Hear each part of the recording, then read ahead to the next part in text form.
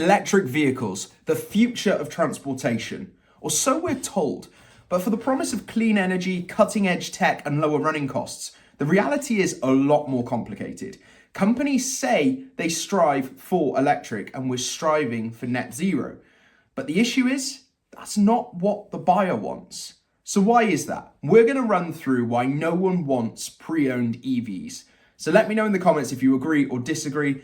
But unfortunately, for a lot of people, these are things that they just can't overcome within the market. Because as many governments and automakers that are pushing EVs, one question remains: why does nobody want to drive them? EV sales are growing, but they're nowhere near the revolution that we were promised.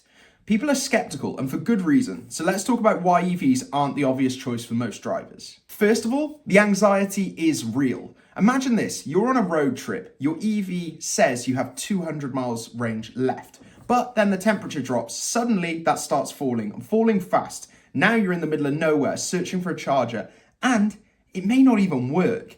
This range anxiety is one of the biggest reasons people are going to not trust EVs against a gas car. A gas car you can refuel in minutes, and you get a very accurate range. And if you don't have access to a fast charger with an EV, you could be sitting there for hours. Speaking of charging, the charging network is a mess. EV advocates love to talk about the reliability of charging stations and how they're popping up everywhere. But the truth is, the network's unreliable. Chargers break, they're occupied, or they just don't work. I've heard cases where there's been 60,000 people living in a town and they only have 5 EV chargers between them. So could you imagine that as a traffic jam? And if you're relying on street charging in a city, good luck, because unless you have a driveway, owning an EV, it can turn into a logistical nightmare. And it gets worse. Next up is the batteries. Now that can be from the cost of them to the waste and the damage they do. EVs can be a ticking time bomb for your wallet. They're an expensive thing to replace, sometimes costing as much as a used gasoline car in the first place. And once the warranty is up, your EV price can plummet. I'm talking about losing significant money on your car.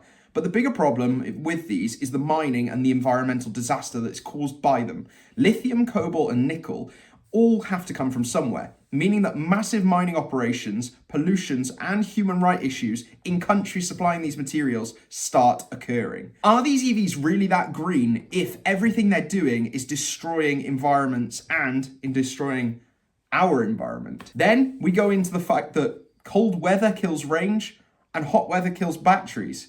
So in simple physics, batteries don't like extreme temperatures. Cold weather can slash an EV's life range by up to 40%, and hot weather degrades a battery faster, cutting its lifespan.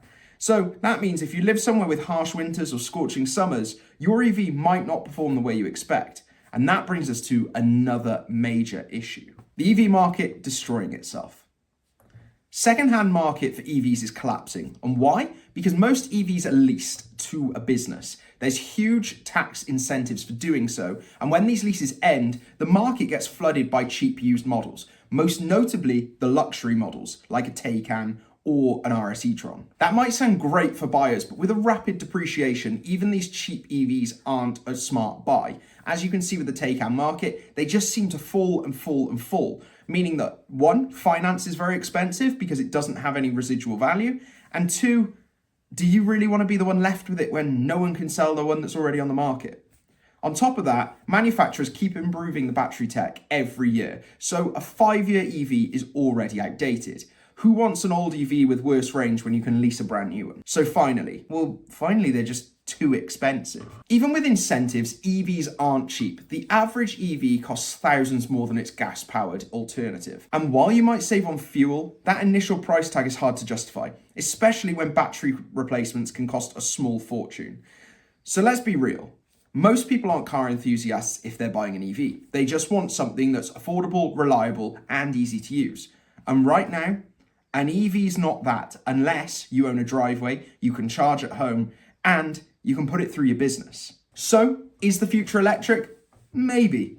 But for now, the roadblocks are real. And until charging gets better, prices come down, and battery tech improves, well, I feel like we're in this stalemate between the manufacturers and the government and the buyers. And well, until all those points are resolved, I'd stick with an internal combustion engine. So, Up to you, but in my opinion, EVs just aren't worth the hassle at the moment. So that's the video. I hope you enjoyed. Please keep following the journey. Please like, please subscribe, and I'll see you all soon. Bye-bye.